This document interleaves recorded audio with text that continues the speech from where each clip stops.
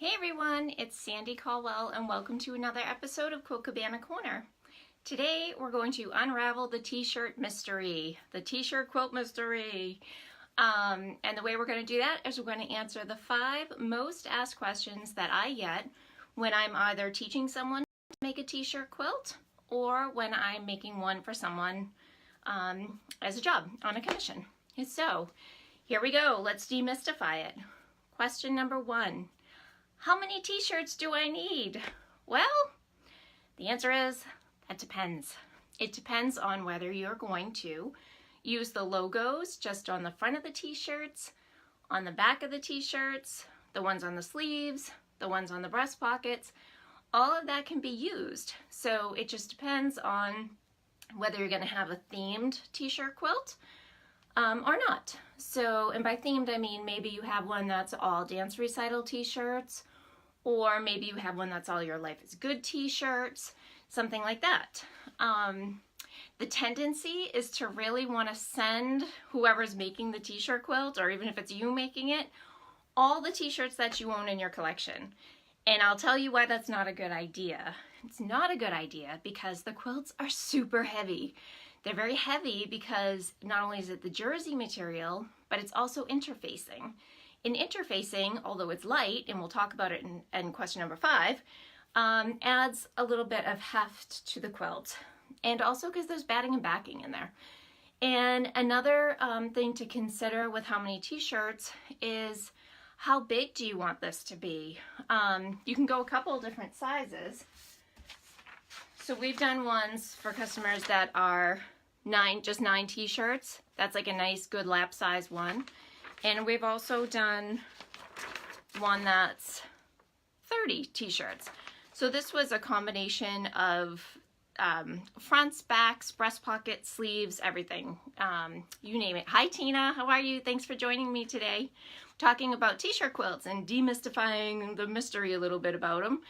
And we're answering the 5 most asked questions. The first one being how many t-shirts. So really, it's up to you, however many you want to put in it, but I would caution because, like I said, they can be heavy, and if you're paying someone to make you the quilt and they are charging you by the block, it's going to be kind of cost ineffective to throw every t-shirt you've ever owned in there. So the answer to number 1, how many? It depends. It really does.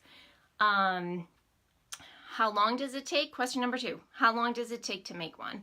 For me, it takes me 30 hours. From after I've met with my customer to completing it. Now, 30 hours if I'm working on it all the time, not so bad, but I do have other aspects of my business, teaching and long arming, so it takes me a while to turn one around. I actually only take on a couple a year because of that reason. But yeah, you can figure about 30 hours by the time you have your design set and you do your rough cut of the t-shirts, you interface them, you do a final cut, you sash them, you quilt the whole thing, and then you bind it. So it takes some time. Question number 3, how do I prepare my t-shirts? So if you're sending them off to someone, each person on their website will have a list of what they want you to do, but in general, just wash and dry them. Don't send any stinky t-shirts. Nice, clean, wash-dried t-shirts. That's it. Don't cut them, don't press them, nothing. Just send them along. And of course, we sit down with you to decide a design, which we'll talk about in a minute. Well, let's just go into how do I plan it, which is question number 4. So the design of the t-shirt quilt can be anything from very simple, where the t-shirts are just sewn together, or these ones are going to have sashing in between them. And really what you need to do it is just pen and paper. I mean, you can do it on EQ7 or EQ8. That's great. But you just figure out what size your logos are going to be. And generally to figure that out, I use 3 sizes of templates. So in the quilt behind me, those blocks are all going to be a finished size of 14.5. This is a 15-inch square ruler. So most adult size t-shirts, the logos are about, will fill a 14.5-inch square pretty well. So I would call that, I call these block A. So if you wanted to use a logo that was maybe half that size, because some of them are not the big long size, they almost seem like they're cut in half, I have a template. It's hard to see because it's clear. Maybe if I do that.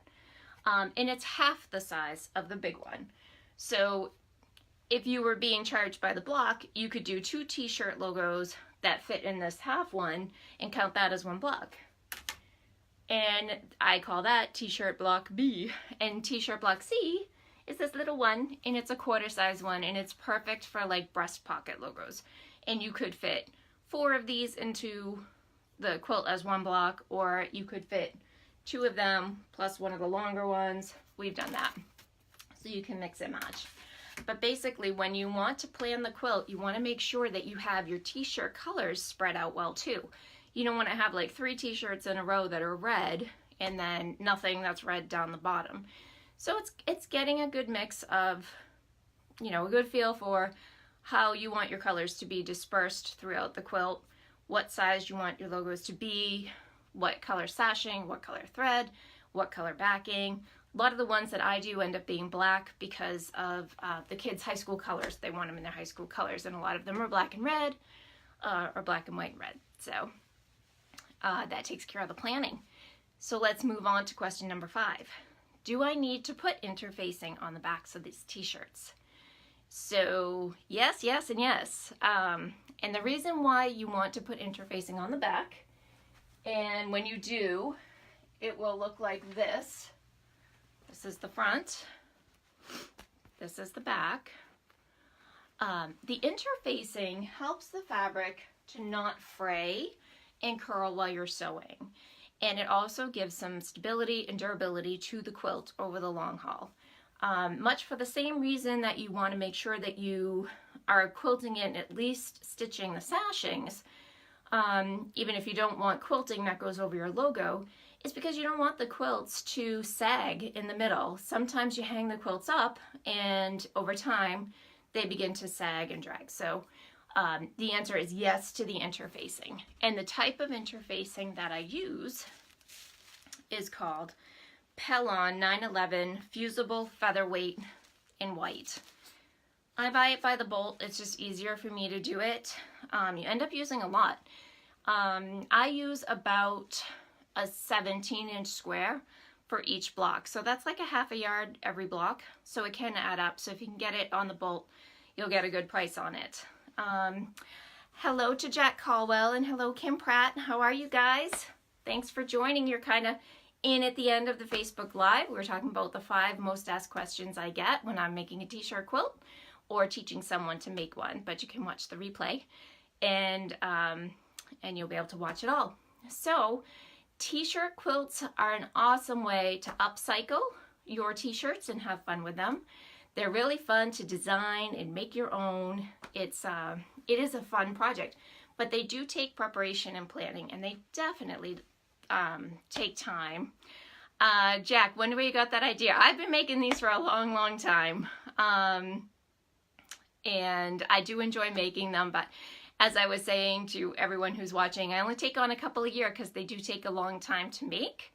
And for mine, I can only go up to queen size. I can't do a king size one with the equipment that I have. So anyways, so you can have fun, make it your own, upcycle. And then if you are looking for more information on classes for how to make one and you're local to me, please visit my blog. And on the blog, probably in a couple weeks, I'm going to have a 5-part series on getting more into detail about how to make them. And hi Kim, glad that you found me. So also, if you want to sign up for my newsletter for a limited time, you sign up, you get a free pattern for a mug rug. So yeah, I hope that you will sign up for the newsletter. You can do that through the blog. You can also contact me at quiltcabanapatterns.com. That's the website. And you can link to the blog from there. And you can always find me at through email or Facebook. So my email is caldwellsg@comcast.net. So I hope that you all have a wonderful Tuesday, and I will talk to you all in probably about 2 weeks. See you later. Thanks for joining me, guys.